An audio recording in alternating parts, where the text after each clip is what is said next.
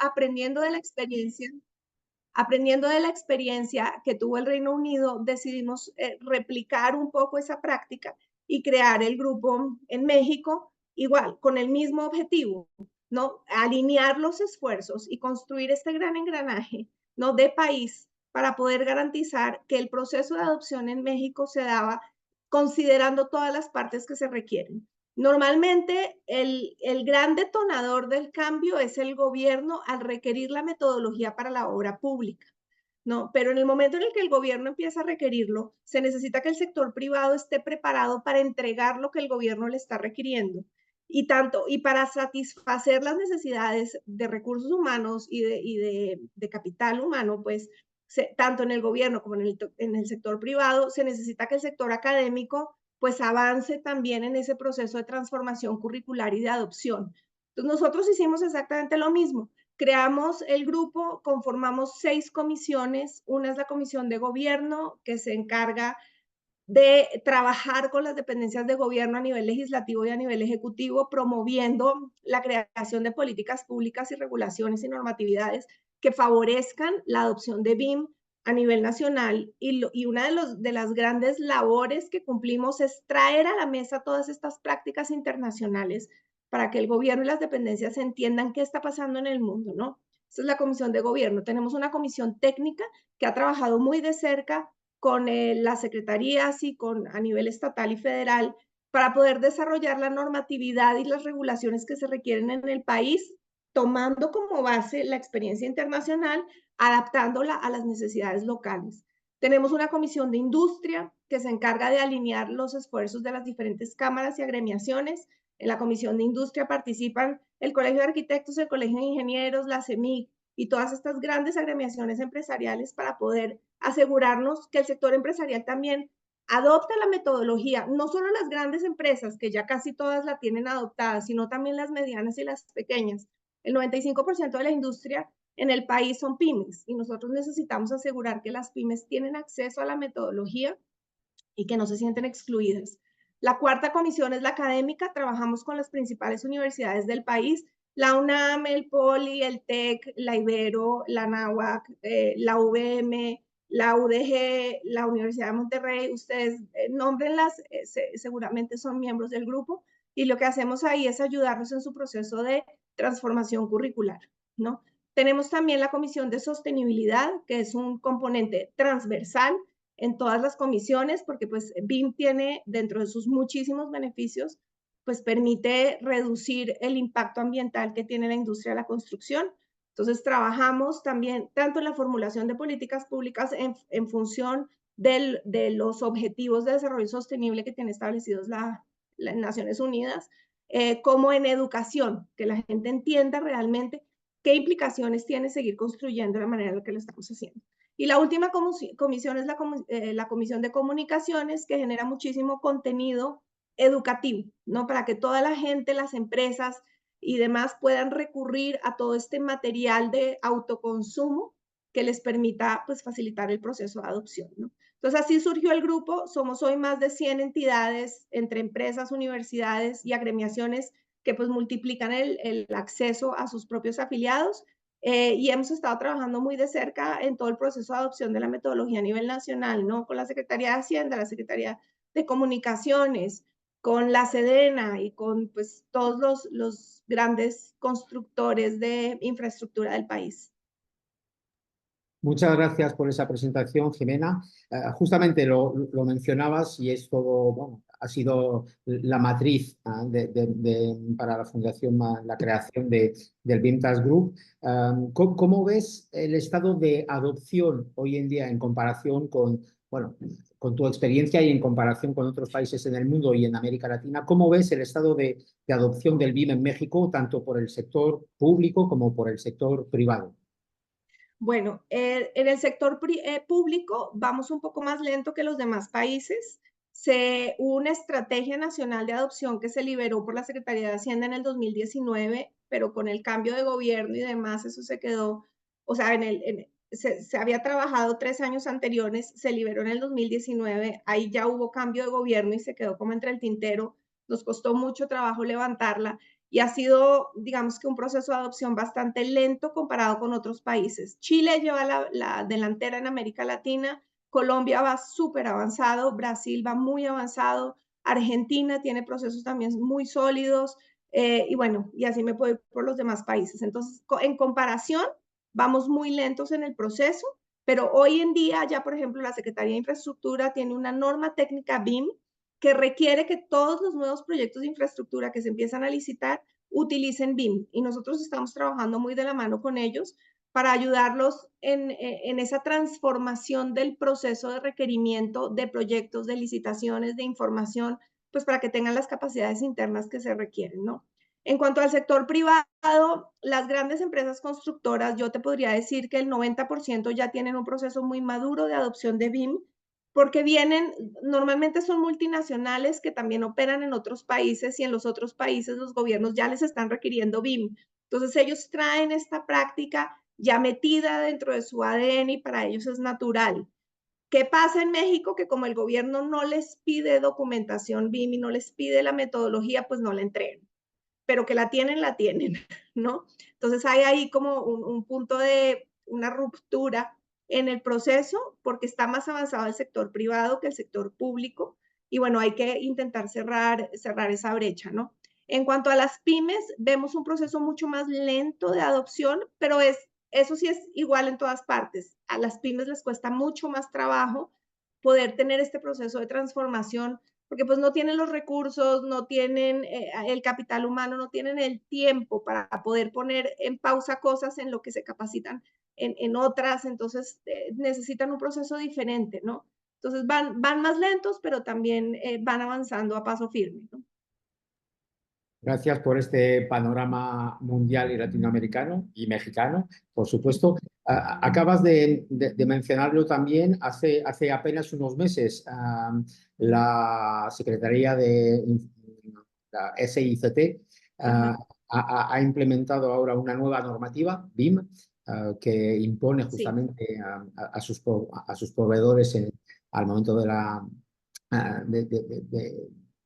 intentar conseguir un proyecto, implementar la metodología BIM. ¿Cuáles son, según ti, tú, las consecuencias justamente de esta nueva norma? ¿Qué va a suceder en México con esa nueva norma? Y puede ser el punto de inflexión que abrirá justamente a otras secretarías o a otros ámbitos la generalización de la metodología BIM.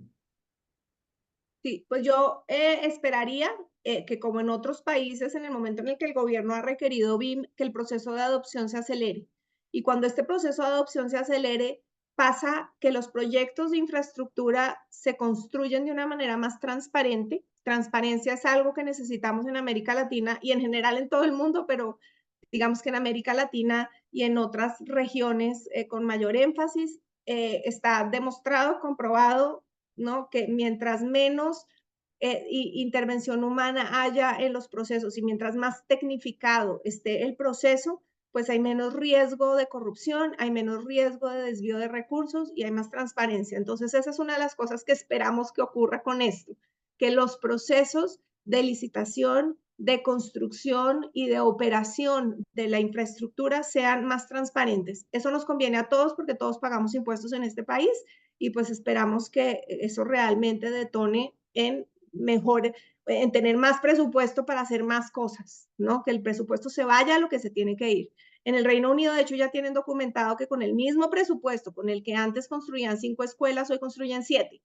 Entonces, pues esperamos que ese sea uno de los detonadores de hacer las cosas con más transparencia y más eficiencia, ¿no? Y por otro lado, esperamos pues que se empiecen a detonar todos estos beneficios de eficiencia de operación, ¿no? Que más gente tenga acceso a agua potable. Hoy en día, lamentablemente, una de cada 4 personas todavía no tiene acceso a agua, por ejemplo, ¿no? Que es increíble que en el siglo XXI en el que vivimos todavía estemos con gente que no tiene acceso a agua. Pero por otro lado, el recurso hídrico cada vez es más escaso y se ha ido moviendo en el ecosistema y llueve donde no tiene que llover y no llueve donde necesitamos que llueva. Eso es por una alteración del ecosistema y del ciclo natural. Entonces esperamos que con todos los análisis, las simulaciones, la inteligencia artificial aplicada, pues estos ciclos naturales se puedan regresar a donde se tienen que regresar y podamos lograr un balance en el ecosistema, ¿no? Que le quitemos menos y le regresemos también menos contaminación, le regresemos menos desperdicios. La industria de la construcción genera el 30% de los desperdicios sólidos a nivel mundial y genera más del 40% de los gases de efecto invernadero. Son cifras altísimas, ¿no? Entonces esperamos que también, pues, todos estos beneficios de la metodología aplicada nos permitan tener mejores ciudades, mejor calidad de vida, un menor impacto ambiental y que los ciclos naturales empiecen a regresar a donde tienen que regresar, ¿no?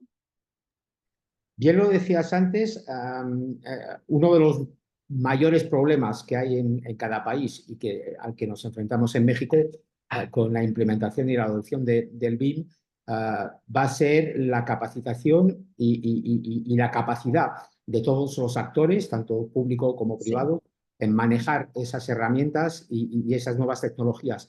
¿Cómo lo ves tú? Y sobre todo, yo creo que muchos profesionales del sector se preguntan, bueno, si ahora la Secretaría de Comunicaciones y Transportes, mañana otras, mañana también quizás los gobiernos estatales o incluso los gobiernos Sí. municipales implementan BIM en todas las licitaciones, ¿tienen gente hoy en día en sus equipos que están capacitados, que tienen el conocimiento y la competencia para manejar esas herramientas o hay que acelerar mucho en ese ámbito?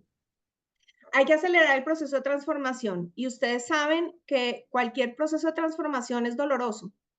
A cualquier persona nos duele aprender algo nuevo y dejar de hacer las cosas como siempre las hemos hecho para hacerlas de una manera diferente. En ese momento la curva de productividad baja y tenemos que ser conscientes de eso. Cuando uno empieza a adoptar una nueva metodología, llámese BIM o llámese como la quieran llamar, pues la curva de productividad baja, pero esa curva de productividad después se dispara hacia arriba y nos permite ser mucho más eficientes. Entonces yo creo que parte del proceso de transformación que se necesita para motivar a la gente realmente a dar este paso y a dar el cambio es mostrarles que su productividad va a subir. Yo veo dos cosas, veo una, pues ese miedo humano al cambio, ¿no? Que a la gente le da miedo y dicen, no, pero es que yo además tengo un entregable con que cumplir y tengo una fecha de entrega y no me puedo dar el lujo de estar preparándome para algo, tengo que entregar, pero tenemos que ayudarlos a entender que el hecho de que tú le inviertas un poquito más de tiempo en aprender algo nuevo en la noche, en tus horas libres, en la mañana, pues va a permitir que en 3 meses tu curva de productividad se dispare y que en la entidad en la que estás te valoren más. Entonces, sí veo un reto enorme porque no está la capacidad instalada, respondiendo a tu pregunta, ¿no? Y hay mucha resistencia al cambio que es humana y es natural. ¿Cómo normalmente pasa esto? Cuando llega alguien y pues da el carpetazo y dice, a partir de hoy se tiene que hacer así. ¿Le entras? O alguien que sí le quiere entrar viene y hace lo que tú quieras hacer, ¿no? Entonces es importante generar esa conciencia. No se trata de reemplazar a la gente, se trata de generar conciencia de que necesitan desarrollar nuevas habilidades para poder responder a las nuevas necesidades, ¿no? Y en el sector académico, pues sí es garantizar que la fuerza laboral sale con las capacidades que se requieren. Hoy en día no las tienen. Hoy en día salen y es queja generalizada, y ahí sí hablo con la cachucha de Autodesk y también con la cachucha del BIM Task Group, que las empresas contratan gente recién graduada y les tienen que invertir 6 meses de capacitación porque no tienen las capacidades que se requieren y ese es un costo altísimo para las empresas. Entonces, tanto la fuerza laboral que ya existe en el mercado como los nuevos profesionales que las universidades están poniendo en el mercado tienen una brecha de capacitación, ¿no? Y pues hay que transformarse. En la Secretaría de Infraestructura, por ejemplo, las capacitaciones las hacemos a las 6 de la mañana o a las 7 de la noche. ¿Por qué? Porque ese es el horario que ellos definieron para no interferir con el horario laboral natural. Los que quieran entrarle le entran, los que no le quieran entrar en algún momento, pues van a ser obsoletos para el trabajo que están haciendo, ¿no? Gracias por esa aclaración. Lo mencionaste un poco antes y es verdad, cuando trabajamos en temas de Smart City cada vez más oímos hablar de la importancia de la adquisición de datos por sensores, captores, drones, etcétera, etcétera. Más allá del BIM se oye mucho hablar ahora de City Information Modeling, de SIM, hablamos mucho, y lo has mencionado antes también, de inteligencia artificial. Bueno, todo eso nos lleva incluso a hablar cada vez más, y hay algunas ciudades ya en el mundo que lo han experimentado, del desarrollo de gemelos digitales. ¿Qué nos puedes decir en torno a todo eso? Que, bueno, no es solo BIM, ya es más allá del BIM, pero también hay muchos ingredientes que colaboran con el BIM y pueden interesarnos, ¿no?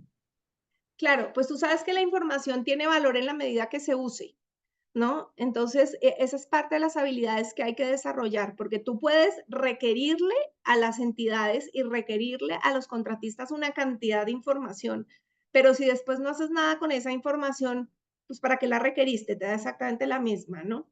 Entonces, en el momento en el que tú requieres información, tienes que requerir la información que sabes que vas a utilizar. Por ejemplo, ¿no?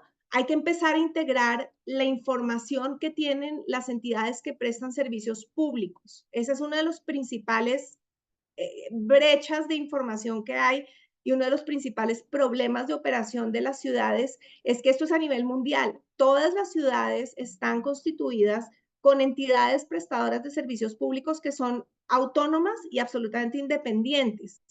Pero ya hay ciudades que tienen ese gemelo digital en el que las capas de información se van sobreponiendo. Una capa de información es la red, por ejemplo, de servicio de agua. Otra capa de información es la red de energía eléctrica. Otra capa de información es la red de gas. Otra capa de información es la fibra óptica. Y así vas superponiendo capas de información para que cuando tengas que tomar una decisión tan básica como ampliar una red o como reparar un tubo que está roto, pues no te lleves al traste las otras cuatro capas de tubería, de ductos que existen, ¿no? Entonces, eso es información que es útil en la vida diaria. Por ejemplo, la ciudad de Buenos Aires ya está repavimentando, tiene centralizado el modelo de las calles, y todo el proceso de mantenimiento y de repavimentación de huecos lo están haciendo a partir de gente que está en campo con un celular.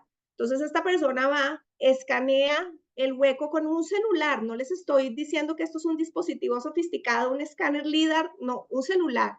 Lo escanea, esa información en automático se sube a la nube, a un repositorio de información en el que hay un algoritmo que procesa esta información, saben exactamente qué cantidad de material se necesita, sabe cómo disparar la orden de trabajo a quien repare el hueco, tiene trazabilidad en el tiempo. Ellos pueden saber si esa reparación duró 6 meses, duró un año, duró 3 años o duró una temporada de lluvia si se dañó. Entonces, con eso también se pueden tomar decisiones de este proveedor lo está haciendo mejor que este material no funcionó, este sí está funcionando.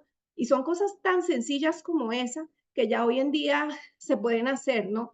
Pero, y a partir de ahí, del análisis de información, se pueden tomar todas las decisiones que tú quieras.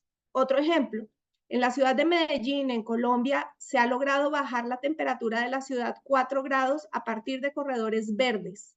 ¿Por qué? Porque la ciudad tomó la decisión de, su objetivo fue ese, vamos a bajar la temperatura de la ciudad. Entonces pusieron como norma constructiva que las calles tenían que tener unos corredores verdes, crearon unas bibliotecas de objetos arbóreos nativos con las características que se necesitan de raíces profundas que no vayan a dañar después la calle, que generen cierta biodiversidad, no que no tengan impacto negativo ambientalmente, que tengan el consumo de agua que la zona está en capacidad de dar. Y entonces ya hoy en día, después de llevar más o menos 3 años en este proceso de corredores verdes, se ha logrado bajar la temperatura de la ciudad 4 años.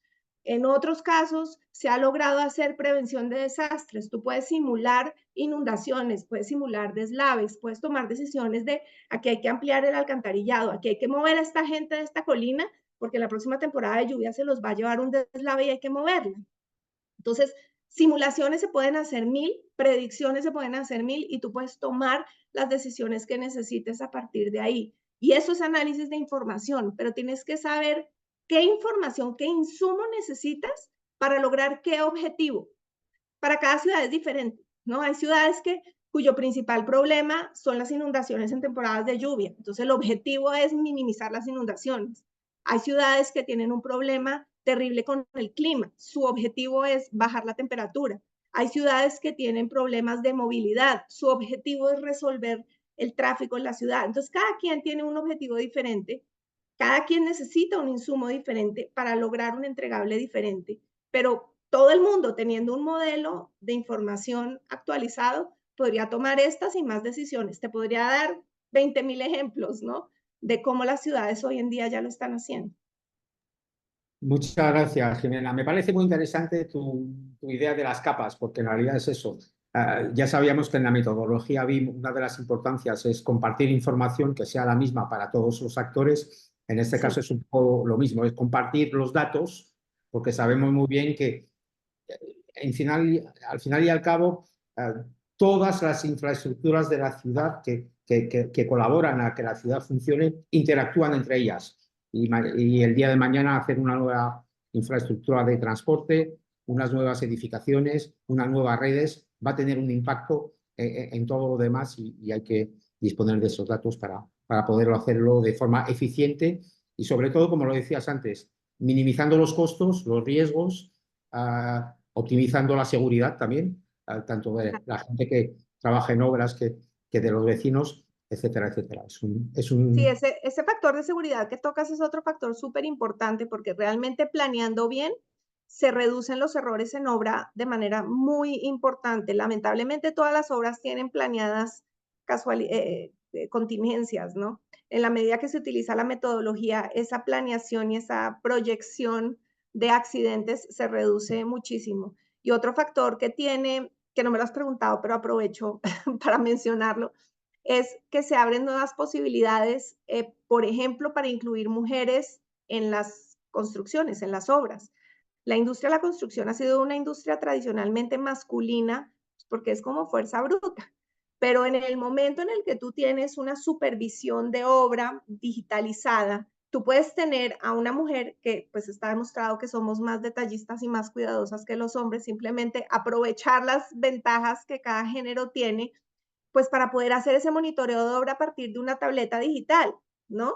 Y esa información alimenta a las oficinas y mantiene vivo el modelo y actualizado. Entonces ya tenemos también casos documentados en los que toda esta supervisión de obra son mujeres en obra, ¿no? Entonces es abrirles a, tenemos un caso en Medellín, ¿no? En el que este rol lo están cumpliendo madres de familia que son solteras, ¿no? Mamás solteras, cabeza de familia y se las están contratando para poder cumplir este rol. En el momento en el que una persona sube de escalón porque tiene un rol técnico en vez de un rol operativo, el sueldo se duplica. Un salario mínimo en una obra en México está alrededor de los 4,000 pesos, ¿no? Un obrero raso de cualquier obra. Pero el de un plomero especializado, de un electricista especializado o de una persona como esta que estoy describiendo es de 8,000. Es el doble en automático. Entonces, lo que queremos es cada vez elevar más este nivel de capacidades de la gente en obra para que sepan leer planos digitales, para que puedan hacer supervisión de obras digitales y eso en automático les eleva la calidad de vida. Que una persona eleve su calidad de vida mejora la calidad de vida de por lo menos 10 personas en su entorno inmediato. Entonces, es una onda expansiva en la que todo el mundo empieza a tener pues mejor calidad de vida. Ustedes saben que la industria de la construcción es el principal empleador en cualquier país, ¿no? Es en donde más mano de obra hay y es un detonador de muchos eslabones económicos. Entonces, por donde lo mires, ¿no? Si lo miras por el impacto ambiental, es una gran herramienta. Si lo miras por el lado de desarrollo de habilidades, que dejemos de ser mano de obra barata y seamos mano de obra calificada, es el habilitador. Si lo ves por el lado de transparencia, es el habilitador. Si lo ves por el lado de eficiencia, de productividad y de competitividad, pues BIM y la tecnología son los habilitadores, ¿no? Me parece muy interesante esa idea de las tecnologías al servicio del desarrollo socioeconómico y del incremento justamente de la diversidad, la inclusión, la diversidad de género y el desarrollo humano en general. Es súper interesante. Bueno, queríamos abrir un poco el debate y que nuestros amigas y amigos participantes puedan también interactuar contigo, por lo cual si os parece bien, a ti y a Rafael podemos abrir ahora la sesión de preguntas y respuestas. Por ahora no he visto nada en el chat, pero bueno, lo vamos a hacer en vivo. Así que, ¿quién se atreve para la primera pregunta a Jimena o el primer comentario o sugerencia o incluso para compartir un poco nuestras experiencias a cada uno en nuestro sector en cuanto a desarrollo de nuevas tecnologías, de implementación de herramientas como la metodología BIM u otro tipo de herramientas digitales? ¿Quién se lanza primero para una pregunta? Siempre están tímidos al principio. Sí, sí, sí. Si vemos que nadie se lanza y nadie ha visto, no sé si han visto un modelo tridimensional de una ciudad o quieren que les muestre cómo se ve. Les saco un ejemplo cualquiera. Puede ser interesante, sí. Les voy a Sí, mostrar, está muy bien. les voy a mostrar cómo se ve un modelo tridimensional de una ciudad. Y para poner esto en contexto, este ejemplo que les voy a proyectar es de una ciudad en Brasil que se llama Vitoria, que tiene 300.000 habitantes. Y escogí esta ciudad para que no piensen que esto es aspiracional y que solamente pasa no sé, en Boston o que solamente pasa en Londres. No, puede pasar en cualquier lugar. Esto que ustedes están viendo son estos mapas temáticos, se llaman, y son estos mapas de análisis de información. Cada color representa una característica de la zona. Zonas de riesgo no mitigable. ¿Qué significa esto? Zonas en las que puede haber riesgo de deslaves, zonas en las que puede haber riesgo de inundaciones. Está el catastro metido. Se puede hacer un análisis catastral para tener el detalle de la información de cada predio.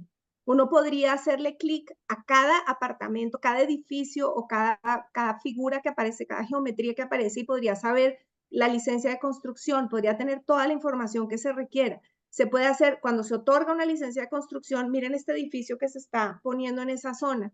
Análisis de asoleación, qué sombra genera, qué calor genera, qué volumen de gente genera, cómo es la calidad de los servicios públicos para poder responder a esto. Se necesita conectar un punto con el otro. La tecnología te permite tomar la mejor decisión, ¿no? En función de la variable que para cada quien sea más relevante.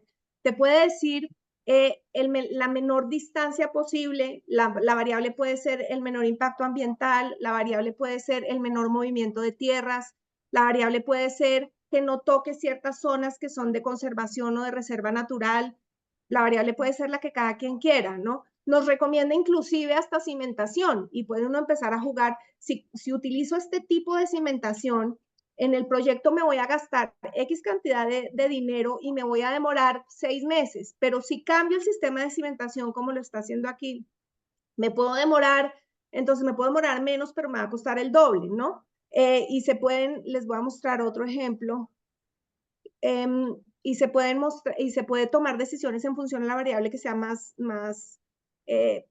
pues, que responda a las necesidades del usuario. Este es un tablero de control a partir de la metodología BIM. Si ustedes ven la parte de arriba, va cambiando colores de acuerdo a las etapas de cada zona de la obra. La tablita de abajo de la derecha que tiene los colores va mostrando el avance de obra en función del plan y la tabla dinámica de la izquierda muestra el ejercicio presupuestal. Esta es la aspiración de cualquier funcionario público que tiene bajo su responsabilidad proyectos de construcción de proyectos de infraestructura. Esto necesita saber cómo va en función del plan aprobado y cómo va el ejercicio presupuestal. No necesita saber nada más, pero para que esto pase hay un insumo de información previo enorme, ¿no? Por eso es que se necesita que desde el momento de la licitación el gobierno diga, este es mi objetivo, yo quiero tener este tablero de control. Para yo poder tener este tablero de control, ingeniería inversa, ¿qué información necesito? Y a eso lo llevas a la licitación y lo llevas al seguimiento de obra para poder garantizar que tienes este nivel de control, ¿no? Este es otro proyecto que esto es en San Francisco, Presidio Parkway. Este es el nivel de realismo con el cual se puede tener un proyecto de construcción. Esa vía que ustedes están viendo ahí es el Presidio Parkway. Era el proyecto digital antes de construirlo y este proyecto estaba generando mucha resistencia en la comunidad. Esa es otra ventaja de la tecnología. Todos los proyectos de infraestructura generan conflictos en la comunidad que van a atravesar. Todos, está documentado. todos sin excepción. Pero tener este tipo de simulaciones permite que la gente entienda de qué se trata el proyecto, permite que uno le muestre el análisis de impacto ambiental, permite que se lo muestre, no que le digan, se hicieron los estudios de impacto ambiental, pero ¿qué significa eso, no? Aquí se puede ver. De hecho, este proyecto llegó a tal nivel de realismo que se generaron estas cabinas de simulación de manejo para que la gente pudiera vivir la experiencia de manejar esa vía, qué se iba a sentir. Había temas de ruido, entonces se tomaron decisiones de en unas zonas vamos a hacer túneles, en otras zonas vamos a poner barreras de árboles, en otras zonas vamos a poner muros, ¿no? Esto es un modelo tridimensional. A partir de este modelo se puede operar una infraestructura. Construir un proyecto de infraestructura únicamente consume el 10% de los recursos del ciclo de vida completo del proyecto. El otro 90% es la operación y el mantenimiento. Eso no lo vemos y sale del bolsillo de todos nosotros que pagamos impuestos. Entonces es muy importante que también se pueda prever y eficientar la operación de las obras de infraestructura a partir de estos modelos tridimensionales, ¿no? Este proyecto tenía características especiales de ruido, como les decía yo, ¿no? Y también tenía un tema de que cruzaba una zona protegida porque era zona de descanso de aves migratorias. Entonces tocaba mantener esos ecosistemas a salvo para no impactar pues el ciclo natural, ¿no? Y todas esas decisiones se tomaron a partir de este tipo de simulaciones, ¿no? Bueno, a mí me ponen a hablar de esto y puedo hablar horas, entonces ya no voy a compartir más, pero y vuelvo y abrimos el micrófono por si alguien tiene dudas, si quieren que abordemos algún tema específico que para ustedes sea de interés particular, que les genere inquietud en su empresa, pero ya vieron más o menos cómo se ve un modelo tridimensional. Puede ser tan detallado como queramos o tan básico y volumétrico, pues como la ciudad decida que sea, ¿no?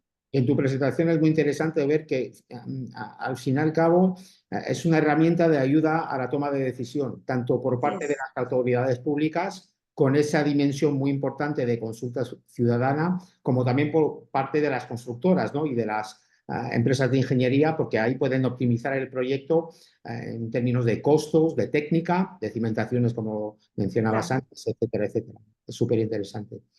Adelante entonces. ¿Quién se atreve para una pregunta a Jimena? O un comentario, o para compartir una experiencia. Adelante.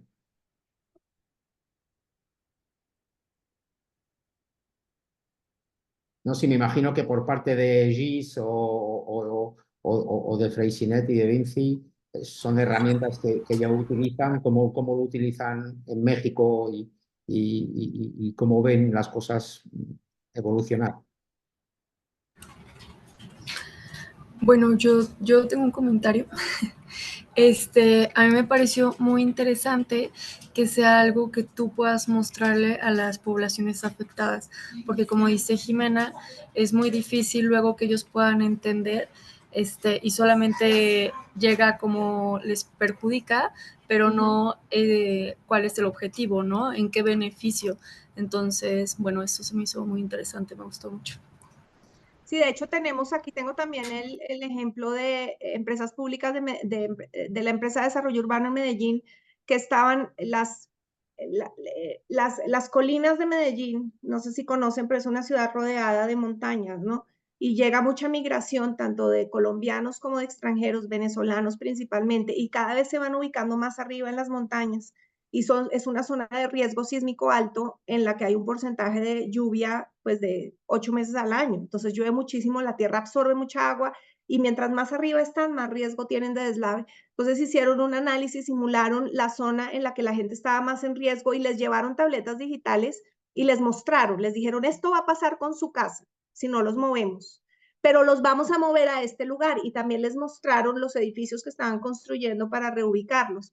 Entonces, el proceso de vinculación comunitaria y de relocalización de comunidades fue facilísimo. Normalmente genera conflictos, la gente bloquea el paso cierran las comunidades, no dejen que el gobierno entre, porque no entienden el riesgo al cual están expuestos. Cuando tú les muestras esto como si fuera una película de cine, pues les genera terror y entienden el riesgo al cual están expuestos y se mueven mucho más fácil, ¿no? Entonces, ese caso de Medellín también es maravilloso porque pues se previno una tragedia importantísima, ¿no? Tanto Claro. de riesgos como de oportunidad y de mejora de la calidad de vida. Es también Es positivo. correcto. ¿En qué países están? En todas partes del mundo, ahorita es una tendencia mundial que no va para atrás. Es como cuando cambiamos de hacer planos a mano con rapidógrafo y regla T a empezar a hacerlos en CAD. Hoy en día, aunque hay muchos arquitectos que diseñan a mano, pues no construyen en un plano hecho a mano, ¿no? Los planos que llegan a obra están hechos con dimensiones exactas y específicas en CAD. Entonces es el mismo nivel de transformación. Hoy en día, en todo el mundo, sin excepción, se está moviendo a los modelos tridimensionales. Lo que varía es la velocidad, ¿no? Pero ya es la misma tendencia que cuando pasamos de dibujar a mano a dibujar al CAD. En América Latina, el más avanzado es Chile, como les mencionaba. Colombia creo que es el segundo en la fila. Brasil está súper avanzado. Argentina, con todas sus complejidades políticas, va súper bien. Costa Rica tiene una estrategia también bien medio rezagada con el cambio de gobierno, como nos pasa siempre, que llega un gobierno nuevo y tira a la basura todo lo del anterior solamente porque huele feo. Entonces, ese es otro de los retos, ¿no? ¿Cómo hacemos para que esto sea permanente, sea un proyecto de país, un proyecto de ciudad de largo plazo, ¿no? Y lograr proyectos de desarrollo a 30 años y que el alcalde que llegue de turno o el gobernante que llegue de turno pues no lo tire a la basura y vuelva a empezar, ¿no? Y ese es uno de los grandes retos y por eso es que es tan importante la legislación y la política pública. Claro, Gracias. totalmente. Muchas gracias, Jimena. ¿De qué, Ana? ¿Otro comentario, pregunta a Jimena? Adelante, aprovechen. Hola Jimena, felicidades por tu presentación. Hola, Javier. Gracias. Iniciaste platicando y comentando sobre el tema de cómo BIM contribuye con el tema de transparencia. Yo creo que esto es fundamental, particularmente para el sector público. En el Así tema es. del sector privado, cerraste con el tema de eficiencia. Entonces ahí se determinan dos prioridades. Por el lado del sector privado, la eficiencia y el control. El control sí lo dejaría en la misma jerarquía para el sector público, ¿no? Pero el tema de Sí. transparencia es esencial, ¿no? Yo creo que ahí es una contribución muy importante del BIM en las obras del sector público. No sé si pudieras proporcionarnos algunos ejemplos en ese sentido.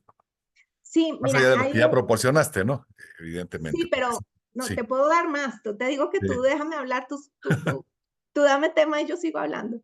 El Banco Interamericano de Desarrollo tiene un estudio que se los puedo compartir documentado de las ineficiencias de los proyectos de infraestructura en América Latina.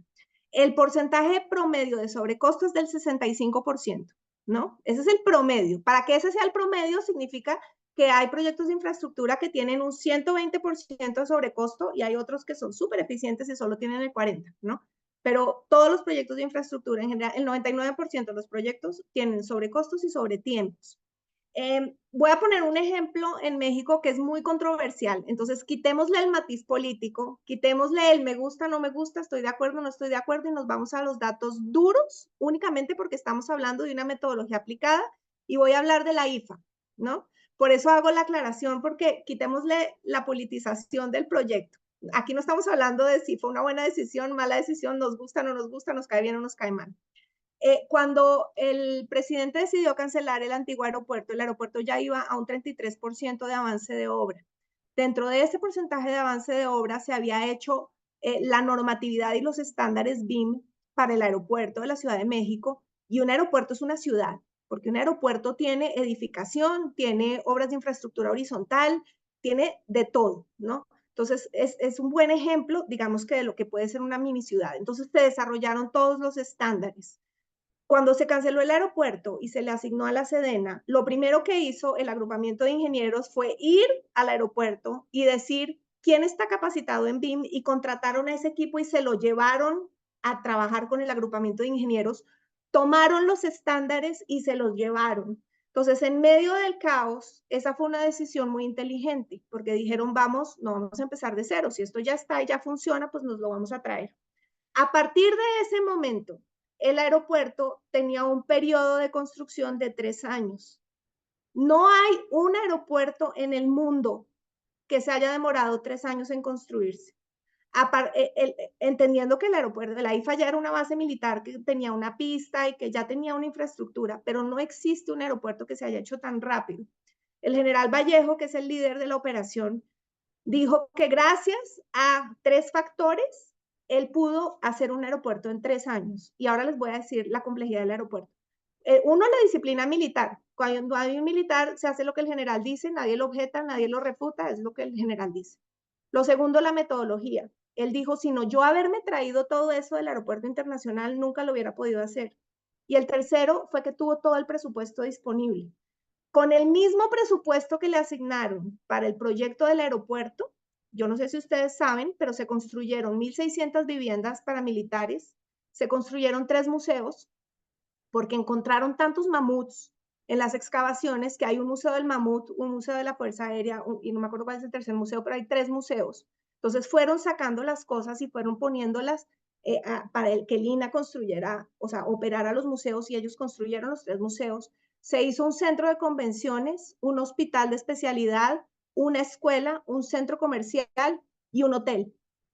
Todo con el mismo presupuesto que se había asignado para el aeropuerto, ¿no? Entonces, eso es un ejemplo muy claro de lo que sí se puede hacer en México y de lo que ya se ha hecho, teniendo en cuenta pues, eficiencias de presupuesto, eficacia y competitividad. Muchas gracias, Jimena. Gracias, Jimena. Otro Ya estamos comentario. en el tiempo, no sé si ya se tengan que salir. Yo puedo seguir hablando, pero no sé si todos ya tengan que salir, sí. No, y de todas maneras, pues Rafael tiene mis datos. Si alguien tiene alguna duda, alguna inquietud, quieren que en su empresa específicamente los ayudemos a abordar algún tema, pues encantada de poderlos apoyar, ¿no? Sí, sí, la idea era esa, era que esto era una primera toma de contacto, digamos, para conocernos y que sigamos en contacto más allá, podamos compartir también ideas, preguntas a veces relacionadas con tal o tal proyecto. Y bueno, la idea, Rafael, es que compartamos los datos de Jimena, quizás también la grabación de este encuentro y que luego podamos seguir trabajando juntos y desarrollando proyectos juntos camino a más Smart City y más desarrollo sostenible en México y en América Latina. Claro que sí, pues muchísimas gracias por la invitación y ya saben que estoy dispuesta pues a apoyarlos en lo que necesiten y a que abordemos las aristas que ustedes quieran que abordemos, ¿no? Si es sustentabilidad, si es inteligencia artificial, si ustedes díganlo y yo encantada de poderlos apoyar. Muchas gracias, Jimena, mucho gusto y también felicidades por la presentación, muy interesante, y pues sí, también compartimos varios puntos, pero igual para ya no extender la junta, pues por ahí te contactamos para seguir platicando. Súper interesante. Perfecto, gracias, Elena. Muchas gracias, muy interesante. Muchas gracias. Gracias, Sofía. Muchas gracias. Bueno, un Jimena. gusto. Muchas gracias. Gracias. Gracias Hasta por luego a todo. todos. Muchas Bye, gracias. Hasta Bye. luego. Bye, hasta luego. Gracias a todas y todos. Gracias, Manuel. Gracias a ti, Rafael. Jimena, y nos vemos pronto. Hasta Chao, pronto, Jimena. Manuel. Bye. Hasta luego. Gracias, Manuel. Bye.